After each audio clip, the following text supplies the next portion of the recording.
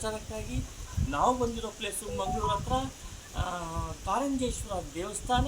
ಇದು ಪ್ರಸಿದ್ಧವಾದ ಒಂದು ಸ್ಥಳ. ಈ ಸ್ಥಳ ಎಷ್ಟೋ ಜನಕ್ಕೆ ಗೊತ್ತಿಲ್ಲ. ಯಾಕೆ ಗೊತ್ತಿಲ್ಲ ಅಂದರೆ ಇದು ಕಾಡಿನ ಮಧ್ಯೆ ಗಗನದಲ್ಲಿ ಈ ಹಿಮಾಲಯ ಪರ್ವತದಂತೆ ಒಂದು ದೊಡ್ಡ ಬೆಟ್ಟದ ಮೇಲೆ ಈ ಕಾರಂಜೇಶ್ವರ ನೆಲೆಸಿ ಪ್ರಸಿದ್ಧನಾಗಿದ್ದಾನೆ. ಅದು ಎಷ್ಟೋ ಜನ ಗೊತ್ತಿಲ್ಲ. ಆ ಗೊತ್ತುಪಡಿಸೋಕ್ಕೋಸ್ಕರ ನಾವು ಇಂಡಿಯನ್ ಟೈಗರ್ ನ್ಯೂಸ್ನಿಂದ ಬರ್ತಾ ಇದ್ದೀವಿ. ಇದನ್ನು ನೋಡಿ ನೀವು ತಿಳ್ಕೊಳ್ಳಿ.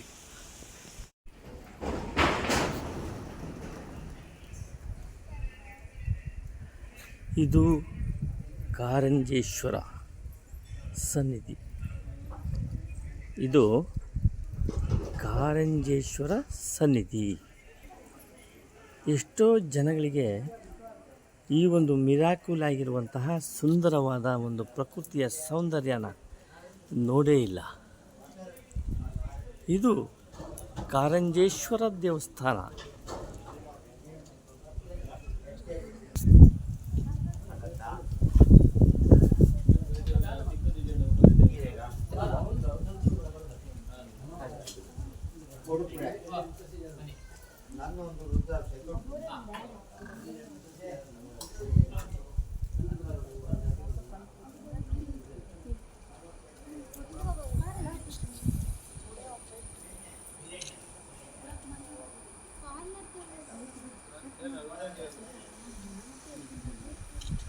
ಇದು ಕಾರಂಜೇಶ್ವರ ದೇವಸ್ಥಾನ.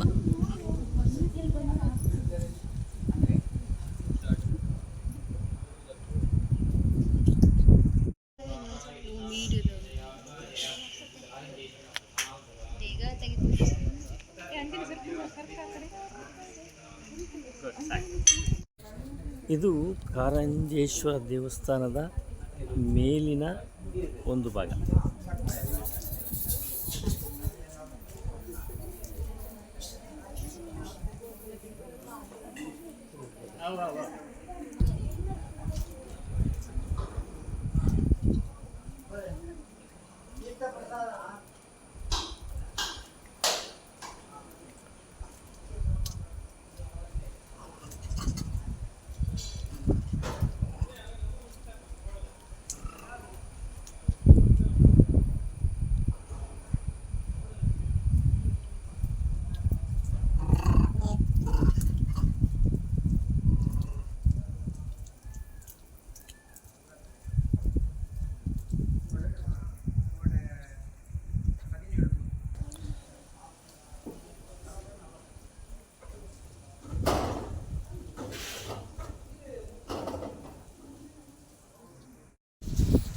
ಇದೆ. ಇದು ಕಾರಂಜೇಶ್ವರ ದೇವಸ್ಥಾನದ ಒಂದು ತುಟ್ಟ ತುದಿ. ಹಿಮಾಲಯ, ಇದು ಕರ್ನಾಟಕದ ಹಿಮಾಲಯ ಎಂದೇ ಪ್ರಸಿದ್ಧವಾಗಿರಿದೆ. ಇದು ಕಾರಂಜೇಶ್ವರ ದೇವಸ್ಥಾನ ದ್ವಾರಬಾಗಿಲು.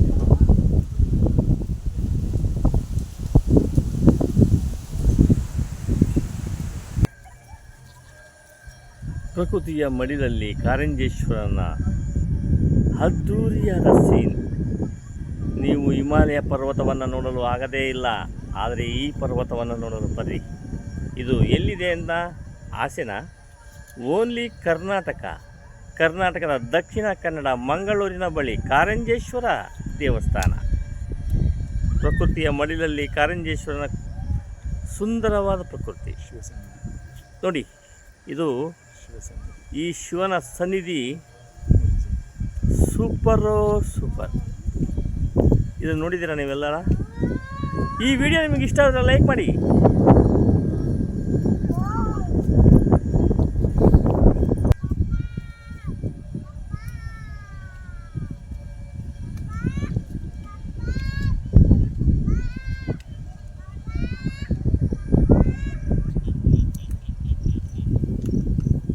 ಪ್ರಕೃತಿಯ ಮಡಿಲು ಸುಂದರ. ಆಕಾಶದ ಗಂಗೆ ಕೈ ಬೀಸಿ ಕರೆಯುತ್ತಿದ್ದಾಳೆ ಕಾರಂಜೇಶ್ವರ ದೇವಸ್ಥಾನದ ಸನ್ನಿಧಿಗೆ. ಇದು ಕಾರಂಜೇಶ್ವರ ದೇವಸ್ಥಾನ. ಪ್ರಕೃತಿಯ ಮಡಿಲು, ಮುಚ್ಚುನಿಂತ ಮಲೆನಾಡಿನ ಸೊಬಗು.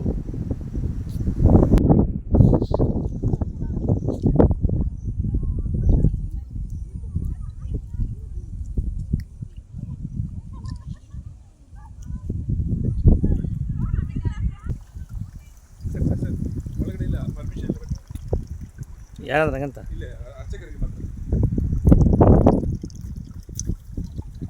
ಇದು ಜಾನು ತೀರ್ಥ.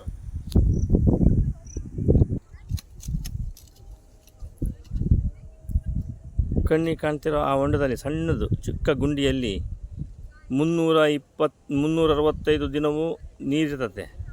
ಆ ನೀರು ತೀರ್ಥ ಎಲ್ಲಿಂದ ಬರುತ್ತೆ, ಹೇಗಿರುತ್ತೆ, ಹೆಂಗಿರುತ್ತೆ, ಆ ಬಿಸಿಲಿಗೆ ಯಾಕೆ ಮಡಗಲ್ಲ ಅನ್ನೋದು ಹಾಗೆ ಮುಂದೆ ಹೋಗಿ ಒಂದು ಅದೃಷ್ಟವಾದ ಒಂದು ಸನ್ನಿಧಿಯ ಸ್ಥಳ ಇದು. ಕಟ್ ಮಾಡಬೇಡಿ, ಮುಂದೆ ಹೋಗಿ ತೋರಿಸಿ ಬೋರ್ಡ್ ಅಂಗುಷ್ಟ ತೀರ್ಥ.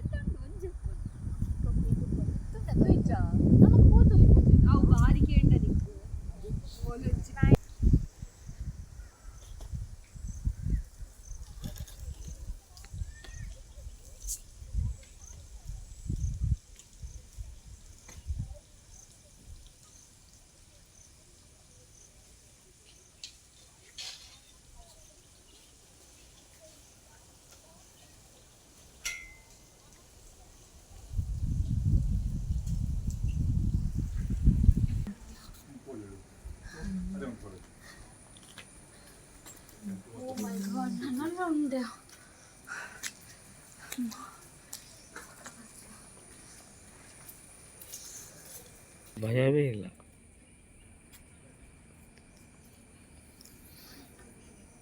ಶಿವ ಶಿವ ಎಂದರೆ ಭಯವೇ ಇಲ್ಲ, ಶಿವ ಶಿವ ಎಂದರೂ ಸಾಲ್ಗಾರ್ ಬಿಡೋದಿಲ್ಲ.